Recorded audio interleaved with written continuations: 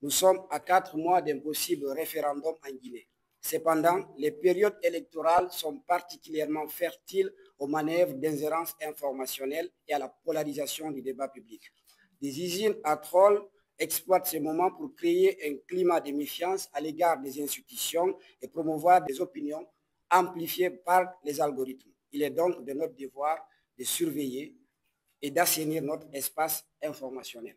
Dans le cadre de la mise en œuvre de ce projet, cette formation est la première étape d'un processus plus large qui nous conduira dans les mois à venir dans les capitales régionales du pays pour mener des sessions d'éducation aux médias et de sensibilisation contre les discours discriminatoires. En plus des campagnes d'information et de sensibilisation, la production de contenu sur la thématique de l'intégrité de l'information est une partie intégrante de ce projet. À ce niveau, l'expertise et l'expérience de Guinée-Tchèque n'est plus à démontrer. Nous comptons nouer des partenariats avec vos médias dans la production et l'amplification de contenu et mobiliser les acteurs de la société civile pour leur implication aux différentes activités de ce projet.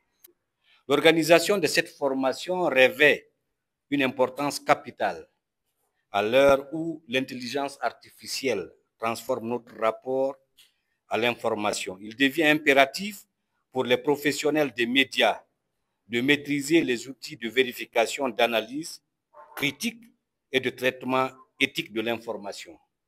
C'est un enjeu de responsabilité et de citoyenneté.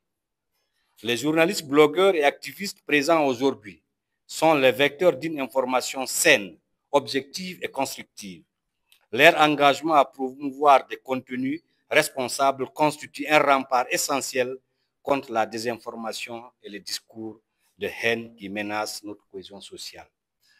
En fait, les menaces informationnelles auxquelles la Guinée est confrontée font partie d'un défi mondial.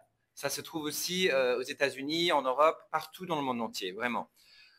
Et donc, les solutions doivent être locales aussi.